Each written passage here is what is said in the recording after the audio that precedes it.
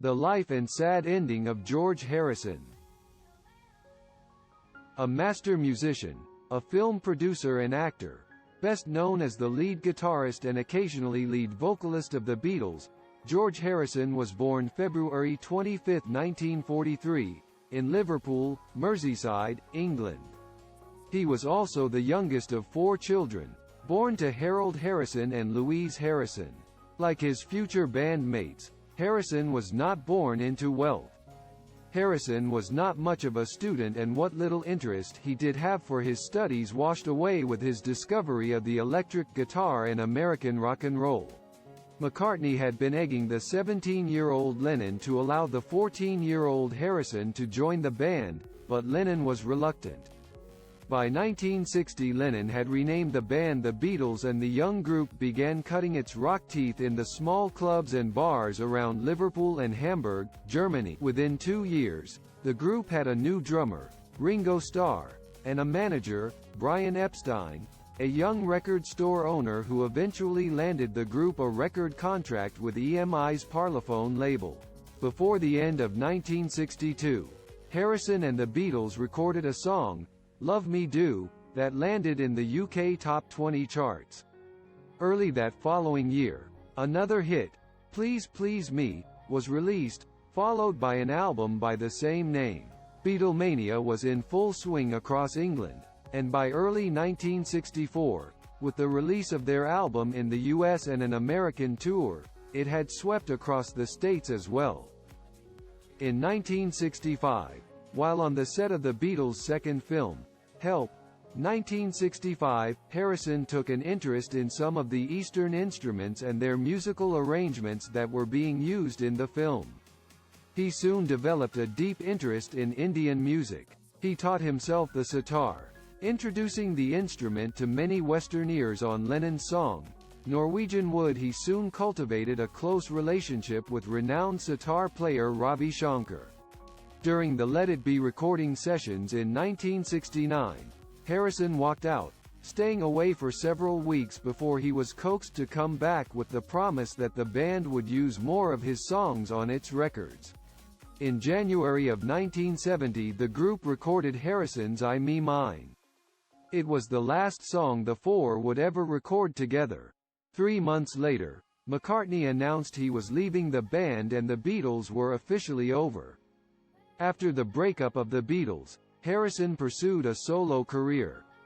He immediately assembled a studio band consisting of ex-Beatles star, guitar legend Eric Clapton, keyboardist Billy Preston and others to record all the songs that had never made it onto the Beatles catalog. The result was a 3-disc album, All Things Must Pass. While one of its signature songs, My Sweet Lord, was later deemed too similar in style to the Chiffon's 1963 hit He's So Fine, forcing the guitarist to cough up nearly $600,000, the album as a whole remains Harrison's most acclaimed record. Not long after the album's release, Harrison combined his charitable work and his continued passion for the East when he put together a series of groundbreaking benefit concerts at New York City's Madison Square Garden to raise money for refugees in Bangladesh. Known as the Concert for Bangladesh, the shows, which featured Bob Dylan, Leon Russell, and Ravi Shankar, would go on to raise some $15 million for UNICEF, produced a Grammy-winning album, a successful documentary film, The Concert for Bangladesh in 1972, and laid the groundwork for future benefit shows like Live Aid and Farm Aid. Not everything about post-Beatle life went smoothly for Harrison, though. In 1974, his marriage to Pattie Boyd, whom had married 8 years before, ended when she left him for Eric Clapton. His studio work struggled, too, from 1973 to 1977, starting with Living in the Material World, Extra Texture, all of which failed to meet sales expectations. Following the release of that last album, Harrison took a short break from music, winding down his own label, Dark Horse Records, which he had started in 1974, and which had released albums by a number of other bands, and started his own film production company, Handmade Films. The company produced the successful Monty Python film Monty Python's Life of Brian, 1979, and would go on to make 26 other films before Harrison sold his interest in the company in 1979. He returned to the studio to release his self-titled album. It was followed 2 years later by Somewhere in England, which was still being worked on at the time of John Lennon's assassination in December of 1980. The record eventually included the Lennon tribute track, All Those Years Ago, a song that reunited ex-Beatles Paul McCartney and Ringo Starr, along with ex-Wings members Denny Laine and Linda McCartney. While the song was a hit, the album, its predecessor and its successor, Gone Troppo, weren't. A comeback of sorts came in November 1987, however, with the release of the album Cloud 9, produced by Jeff Lynne of Electric Light Orchestra.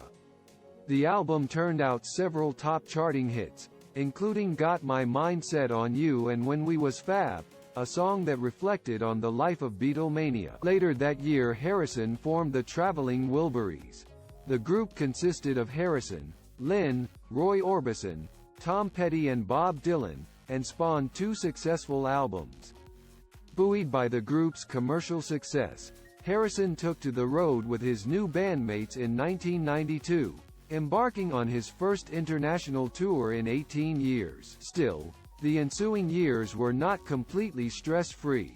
In 1997, Harrison, a longtime smoker, was successfully treated for throat cancer.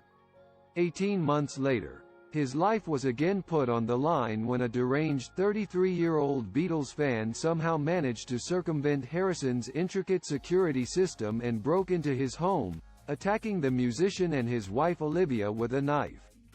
Harrison was treated for a collapsed lung and minor stab wounds. Olivia suffered several cuts and in May 2001, Harrison's cancer returned.